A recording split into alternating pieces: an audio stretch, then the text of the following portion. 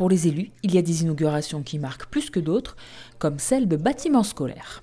Toujours un grand moment de satisfaction, c'est l'aboutissement d'un projet qui est porté depuis plusieurs années. Et puis, c'est participer à un service public qui, pour moi, est un des plus beaux services publics qui soit, qui est d'éduquer, d'ouvrir, d'éveiller des enfants à la vie, au monde. Donc, c'est toujours un grand moment de plaisir, ces moments-là. L'école élémentaire André Barhomme se transforme petit à petit. Après un nouveau restaurant scolaire, il y a quelques années, ce sont 4 nouvelles salles qui ont été inaugurées. C'est une école qui est très importante puisqu'il y a 12 classes pour un effectif de 310 élèves.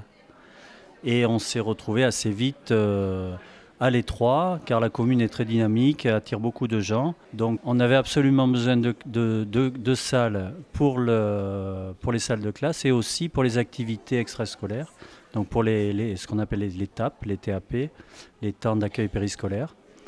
Et aussi pour des activités que l'on fait sur le temps scolaire. Par exemple, on a des activités musique avec des intervenants. Donc on utilise aussi ces salles pour cela.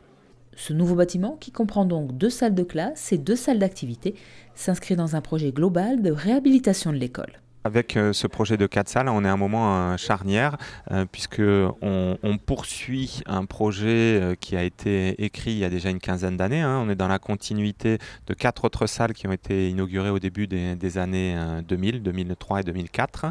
Il y a à côté de nous un restaurant scolaire aussi qui a été inauguré en 2008. Donc on termine avec ces 4 salles une tranche qui a été imaginée à ce moment-là, mais qui préfigure la suite, puisque l'école va continuer de se redéployer et de se développer sur une parcelle qu'on a achetée juste à côté, qui fait 6 000 m², ce qui va nous permettre de donner de l'espace à l'école et surtout des espaces verts pour, je dirais, un petit peu verdir cette école. Défi Service est une entreprise associative qui œuvre à l'insertion des personnes rencontrant des difficultés sociales et professionnelles. Elle leur permet d'obtenir des contrats de travail ainsi que des formations pour accompagner ces personnes vers un équilibre professionnel. Ils sont tous en parcours d'insertion qui dure en général jusqu'à 24 mois maximum et pendant lequel on est censé les amener à une reprise du travail, si possible pérenne, mais fonction évidemment des possibilités de l'environnement. La structure propose essentiellement des services à domicile, d'intérim et de prestations de services à travers des structures situées à Dax, Marais-Nadour et Terre de Chalosse. Le Défi Service, c'est en fait un assemblier d'insertion qui comprend 3 structures de l'insertion. Donc, l'association intermédiaire s'occupe surtout de services à la personne et d'aide à domicile. L'entreprise de travail temporaire d'insertion, contrat vers les entreprises, vers les artisans. Et l'entreprise d'insertion, c'est une entreprise qui effectue du second œuvre du bâtiment et qui est surtout spécialisée en matière de rénovation de salles de bain. L'association alimente la production économique de la région, avec chaque année plus de 850 utilisateurs qui font appel à leurs services. C'est une conciliation entre les impératifs économiques et les impératifs sociaux qui doivent guider notre action. Une action qui s'étend aussi au sein même de l'association, puisque après la conférence de presse de mardi dernier, un nouvel employé a eu l'occasion de signer un CDD d'1 an en tant que technico-commercial au sein de Défi Service. Donc c'est une personne que nous avons embauchée en vue de remplacer l'un des salariés permanents qui part à la retraite en fin d'année. Je suis très content d'avoir trouvé un travail au sein d'une structure qui aide ces personnes en difficulté sociale. Jusqu'à maintenant, je n'avais jamais été salarié. J'étais à mon compte depuis 1996. J'étais agriculteur et j'avais une activité aussi en annexe dans le milieu du paysage. En 2013, j'ai eu un accident de travail qui m'a amené à me reconvertir dans la vie professionnelle. Et après, j'ai trouvé cette activité ici. Un nouvel employé qui n'aurait pas eu son poste sans l'aide de l'État et d'un contrat particulier.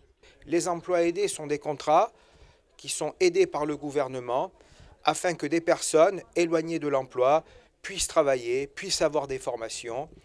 C'est cela l'économie, et l'économie n'est pas le contraire du social.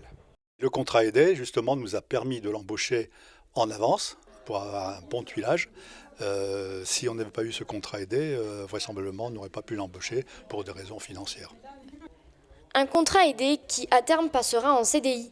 Un nouveau départ pour Vincent, qui fait donc maintenant partie des 73% de projets d'insertion réussis par Défi Service.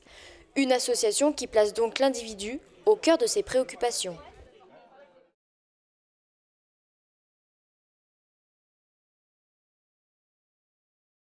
Ce jeudi 23 mars, au complexe sportif de Cabreton, s'organisait la 3e édition du Forum des emplois saisonniers. Cette manifestation est organisée par le Pôle emploi en partenariat avec Max. Un rendez-vous très attendu des employeurs, des demandeurs d'emploi. 40 entreprises, plus de 600 postes à pourvoir. Ça s'adresse à toute personne en recherche d'emploi, soit sur ce qu'on appelle un job d'été, soit effectivement sur un emploi plus pérenne, sur de la saison, de la longue saison, puisqu'on sait qu'aujourd'hui, une saison peut aller du mois de mars jusqu'au mois d'octobre. Cette année, 2 nouveautés s'ajoutent au forum. La création d'ateliers, dont l'un avait eu lieu à la Benne, et l'apparition d'un 2e forum qui aura lieu en mai, privilégiant les jobs d'été. Il est apparu l'an dernier, lors du forum des emplois saisonniers à Souston, qu'en fait il y avait 2 offres et 2 demandes différentes, qui étaient d'une part la demande saisonnière longue,